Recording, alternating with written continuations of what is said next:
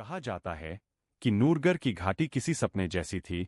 हरे भरे पहाड़, चमकती नदियां और आसमान से उतरती रोशनी से नहाई हुई। यहाँ के लोग सुकून में जीते थे, क्योंकि उन पर राज करते थे राजा फिरोज और रानी आलिया, बुद्धिमान, दयालु और न्यायप्रिय। मगर हर उजाले के पार एक छाया होती है।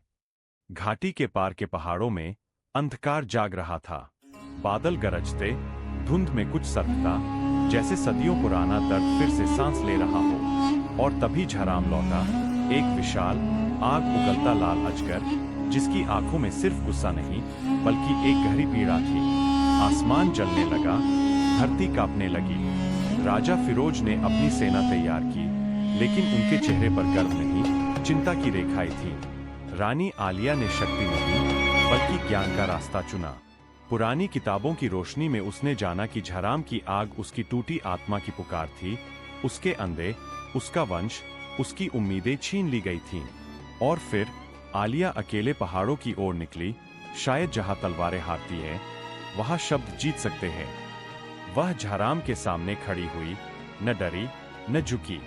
उसकी शांत लेकिन दृढ़ आवाज ने वह घाव छुआ जिसे सदियों से किसी ने समझा ही नहीं था। झराम की आंख से एक चमकता आंसू बहा, उसके भीतर के शोक और अकेलेपन की गवाही। फिर राजा फिरोज ने वो अंडे लौटाए, सुरक्षित, संजोए हुए, सम्मान के साथ। और तभी जो एक राक्षस समझा गया था, वो रक्षक बन गया। झराम ने अपना सिर झुकाया, हार में नहीं, भरोसे के साथ, एक नए रिश्ते की शुरुआत के रूप में। राजा, रानी और ड्रैगन तीनों एक साथ उस चट्टान पर खड़े थे, जहां से एक नई सुबह उग रही थी।